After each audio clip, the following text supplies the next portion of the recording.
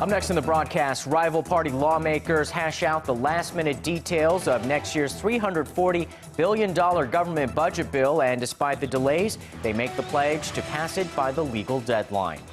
In response to the Ferguson riots in the United States, President Barack Obama announces a 3-year, $263 million spending package to reform police training and to install body cameras on officers. Global oil prices, after being on a downward spiral in recent months, rebound in their biggest daily gain since 2012 on fears of shrinking output from U.S. suppliers. Early Edition starts now.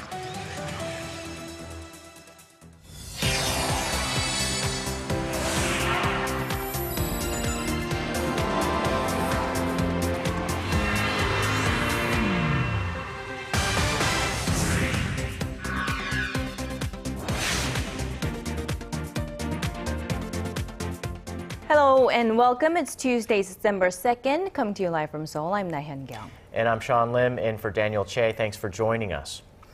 Now we begin at the National Assembly. The lawmakers are up against the clock. They are really trying to reach an agreement on the 2015 budget bill in order to pass it by the legal deadline, which is today. Right. Lawmakers were scheduled to pass the spending plan this afternoon, but to find out what's holding the talks behind, we have our Ji Myung-gil on the line. Myung-gil, what is happening over at the National Assembly right now? Good evening. Despite the last-minute angling, it looks like the Parliament will indeed to pass the 2015 budget by the legal deadline. They already agreed on passing the $340 billion budget bill at today's plenary session and have also come to an agreement on the 14 tax-related bills that are attached to the budget. Lawmakers have convened at the plenary hall right now and will soon start to vote on next year's budget bill and the other auxiliary bills. At the heart of contention were the tax-related bills, and both parties agreed to give tax breaks to companies to fuel domestic consumption. Rival party floor leaders reached agreements on the auxiliary bills just less than an hour ago. So, Myung-gil, what's really causing the delay at this point? Well, Hyung-kyung, as I said, the two parties weren't able to reach an agreement on the auxiliary bills. But this year, under the revised National Assembly Act, once urgent bills are not approved by the related parliamentary committees by the review deadline, those bills are tossed to the floor leaders of the rival parties. For this reason, the rival party floor leaders have been trying to narrow their differences over the auxiliary bills that need to be passed. So the whole process has been holding back the opening of the plenary session. Unfortunately, lawmakers have begun to convene inside the plenary hall right now. All right, with the lawmakers gathered on the plenary floor, how long will the process take? Well, Sean, related parliamentary committees will have to first explain the auxiliary bills that await approval by the lawmakers. Lawmakers will first vote on the 14 auxiliary bills, and then the 2015 budget bill will be voted next. They're hoping to pass both the revised versions of the 2015 budget bill and the tax-related bills attached to the budget. But since the two parties have already agreed on both the budget and auxiliary bills, it's expected that the voting process would go smoothly throughout the plenary session. This has been Ji Myung-gil from the National Assembly. All right, thank you, Myung-gil, and we will have updates on our later newscast as well. Well, the search continues in the icy waters for 52 crewmen who are still missing after a Korean-operated trawler went down in the Bering Sea off Russia's far eastern coast on Monday. That's right. Only 8 were rescued initially, with 1 confirmed dead. And with no good news from overnight rescue operations, hope is fading for more survivors. Our Park Ji-won reports. Korea's foreign ministry said Tuesday morning that no more people had been rescued overnight. Around the time of the sinking on Monday afternoon local time, 8 people on a small life raft were rescued by a nearby ship, 1 Russian, 3 Filipinos, 3 Indonesians, and 1 Korean. But the Korean crewman later died of hypothermia. Officials say the crew of the Orion 501 was made up of 35 Indonesians, 13 Filipinos, 11 Koreans, and 1 Russian. 52 people are still missing.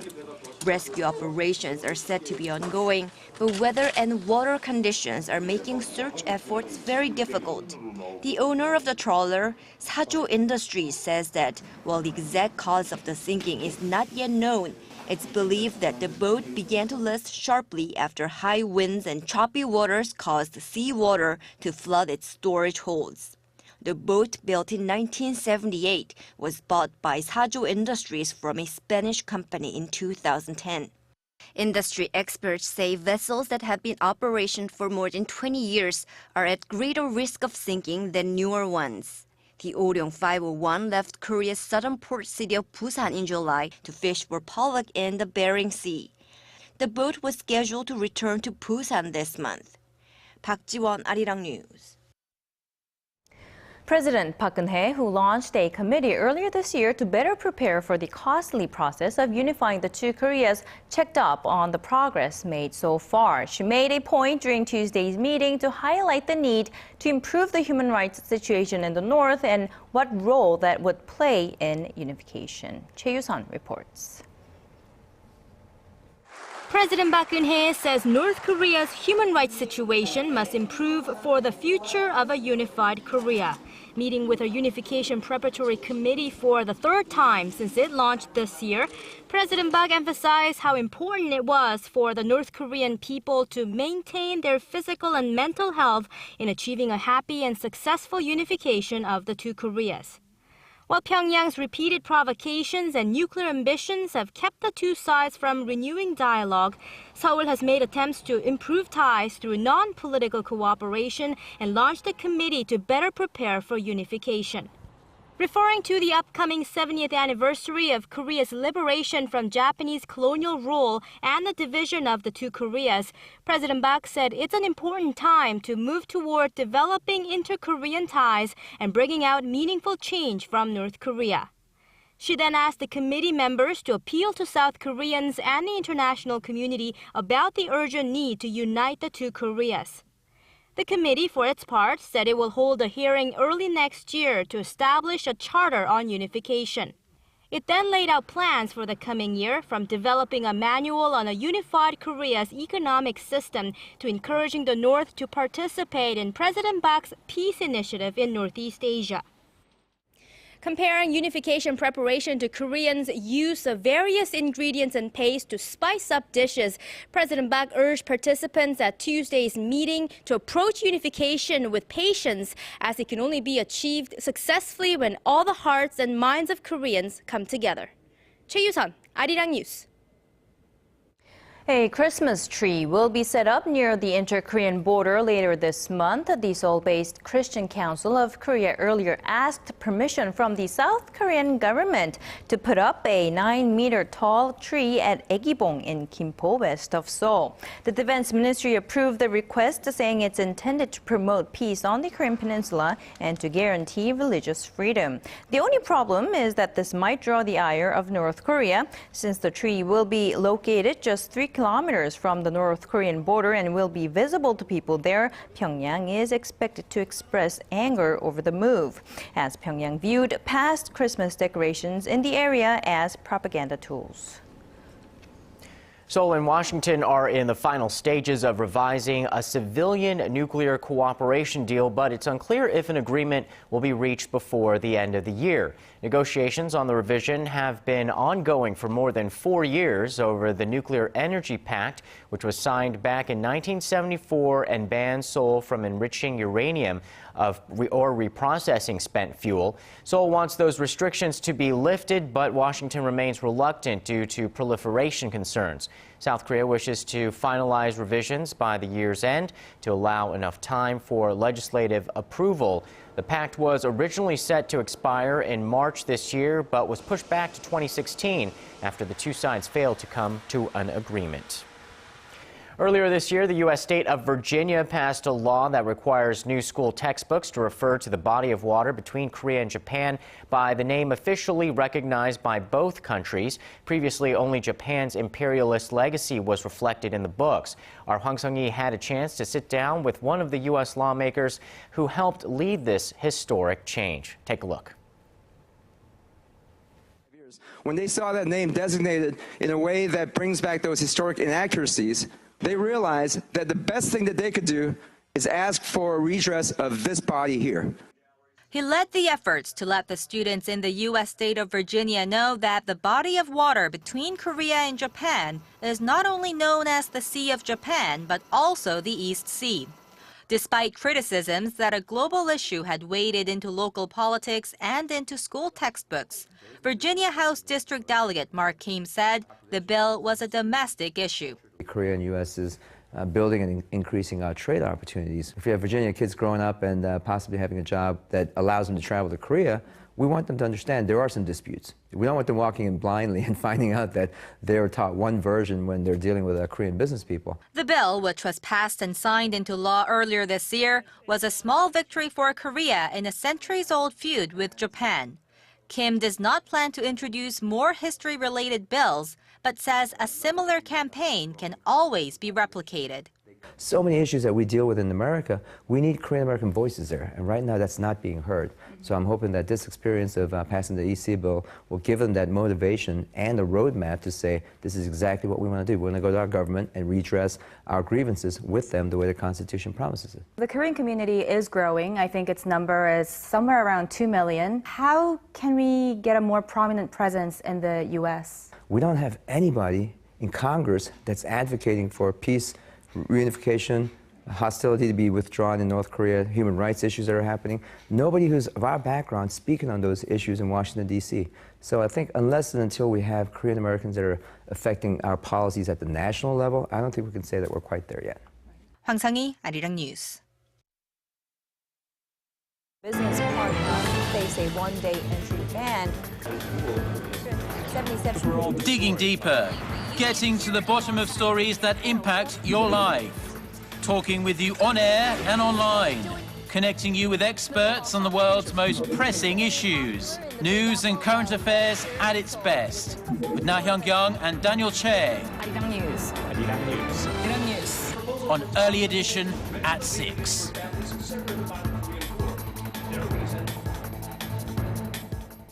U.S. President Barack Obama is showing a strong commitment to bridge the fallout between police and the African-American community in the U.S. caused by the shooting death of Michael Brown in Ferguson, Missouri. He says it's going to happen this time because he is deeply invested in making sure it is. Our Lee Ji-yoon has more. Inside the White House on Monday, President Barack Obama held a series of meetings focused on what can be learned from the situation in Ferguson. When any part of the American family does not feel like it is being treated fairly, that's a problem for all of us. America continues to react to the Ferguson grand jury decision to not indict white police officer Darren Wilson in the fatal shooting of unarmed black teenager Michael Brown. In response, President Obama is calling for a 3-year, $263 million spending package to reform policing in the U.S. This package would include expanded police training programs with $75 million set aside to buy 50,000 body cameras for police officers. The president is also setting up a special task force chaired by a police commissioner and a university professor. They are going to co-chair a task force that is not only going to reach out and listen to law enforcement, community activists, other stakeholders, but is going to report to me specifically in 90 days with concrete recommendations, including best practices for communities where law enforcement and neighborhoods are working well together. Those at the meeting said the president seemed serious about bridging deeply rooted divisions. The NFL said Monday that it will not punish the St. Louis Rams players who on Sunday walked onto the field with their hands raised, mimicking those who protested the Michael Brown shooting with hands up, don't shoot gestures. The St. Louis Police Officers Association said the gesture was, quote, tasteless, offensive, and inflammatory. Lee Ji-yoon, Arirang News. Following the latest cyber attack on Sony Pictures, the FBI has warned American businesses to beware of malicious codes. As for the hacking on Sony Pictures, North Korea is speculated to be the culprit as the studio's soon-to-be-released film, The Interview, talks about assassinating regime leader Kim Jong-un. Shin Se-min has this report. Security breached. 5 movies produced by Sony Pictures have been leaked online after the company's computer system was hacked in late November. It's estimated to have cost Sony Pictures tens of millions of dollars in financial damages. The Federal Bureau of Investigation has notified U.S. businesses to beware of new destructive malware and cyber attacks. In a confidential flash, an FBI warning issued Monday provides details on the malicious software and called on businesses to protect their information systems and limit access to their databases. The report says the malicious software overwrites all data on computer hard drives. The FBI spokesman, however, declined to comment on whether this flash software was used in the cyber attack on Sony. Employees of Sony Pictures found themselves logged out of their computers last week. They turned them on to find the phrase, hacked by GOP, or the Guardians of Peace, which has claimed responsibility for the attack. Sony said the theft of content was considered a criminal matter and that they're working to address the issue. There's speculation that the attack could be linked to North Korea, as Sony Pictures produced The Interview, an upcoming comedy film that centers around a CIA plot to assassinate North Korean leader Kim Jong-un. The North has so far refused to deny involvement in the attack. Shin Se-min, Arirang News. Global oil prices, after being on a downward spiral in recent months, posted their biggest daily gain since 2012. The rebound comes amid concerns that oil prices may have started to hurt U.S. shale gas production. Hwang Jie has the details. U.S. oil rebounded from a 5-year low, rising more than 4% on Monday. Crude finished up nearly $3 or 4.3% at $69 per barrel. That marks the largest daily gain since August 2012. The benchmark Brent crude also jumped roughly 3.5% to finish at $72.54 per barrel, its biggest one-day gain in 2 years. The rise in international oil prices comes as investors look for a bottom price after OPEC decided not to trim production last week. U.S. and Brent crude have dropped for 5 straight months, the longest downward spiral since the 2008 financial crisis. The prices have lost 40% compared to their peak in June. But the market is rising back up as the U.S. shale oil industry responds to the tumbling oil prices. In late Monday afternoon trading on Wall Street, shares of shale energy companies extended their losing streak for a second consecutive session, dropping around 5%. OPEC's dominance in the oil market has been under threat in the face of growing output from Russia and shale oil production in the U.S. Hwang Jie, Arirang News. On a related note, many industries are benefiting from the fall in oil prices, particularly airlines. Kim Min-ji explains how the airline industry is enjoying a sigh of relief and higher profits because of the lower cost of fuel. Tumbling oil prices and the rise of direct purchasing from overseas could give Korea's struggling airline industry the shot in the arm it needs. The decline in crude prices has led to an overall reduction in costs for airlines, which means they're able to entice customers with cheaper fares and cut rates for cargo deliveries. Korean Air, the nation's #1 carrier, says it has saved nearly $120 million this year thanks to the drop in oil prices.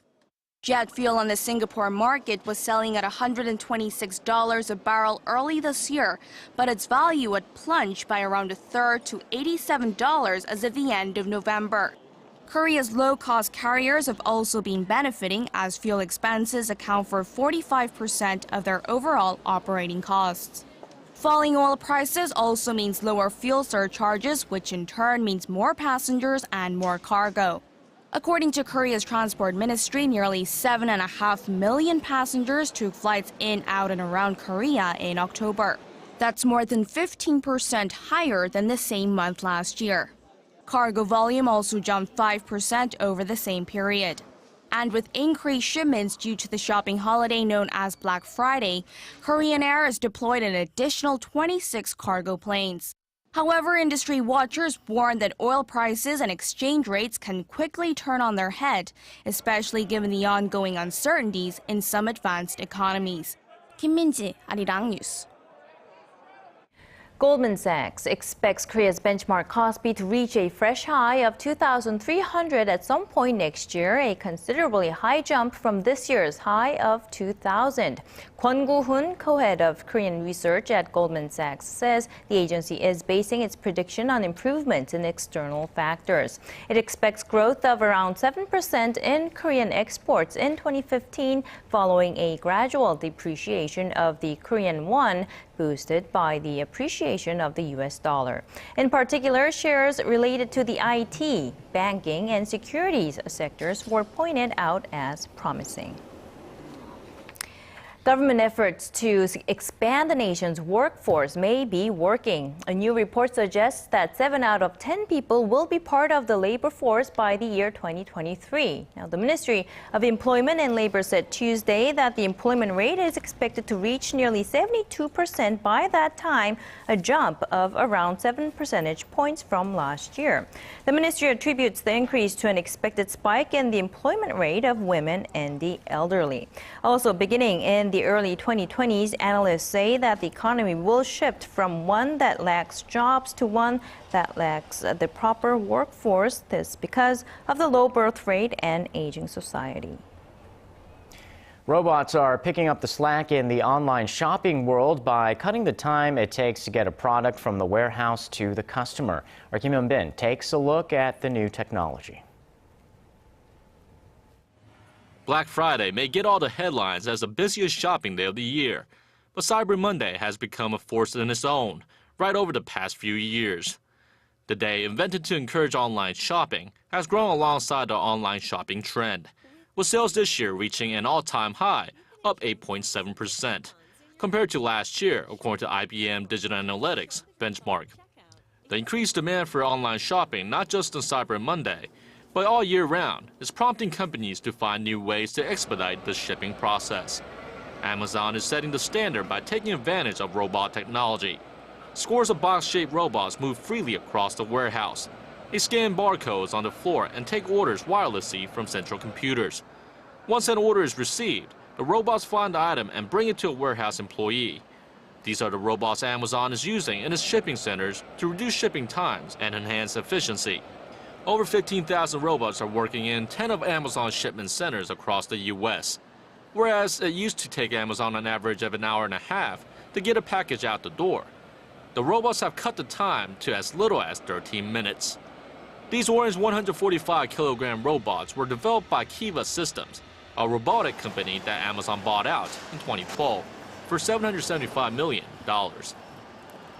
Automation approach we take is all about using automation to improve and to help the associates do their job. It's not replacing associates doing their job. Competitors like Google are also jumping on the bandwagon, developing new drone technologies that they expect will be able to cut delivery times drastically in the very near future. Kim Hyun-bin, Arirang News.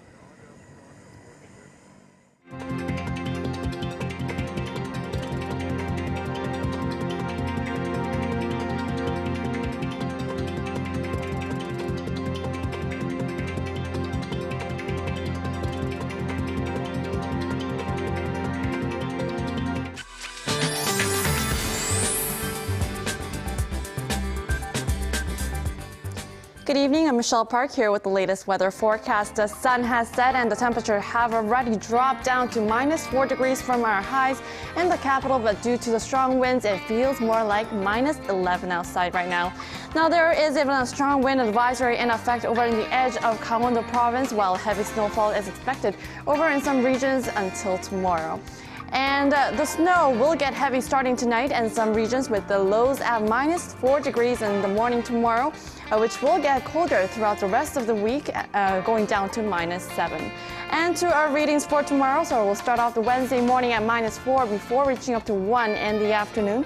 Meanwhile, the southern cities such as Daegu and Busan will top to 6 and 9 degrees.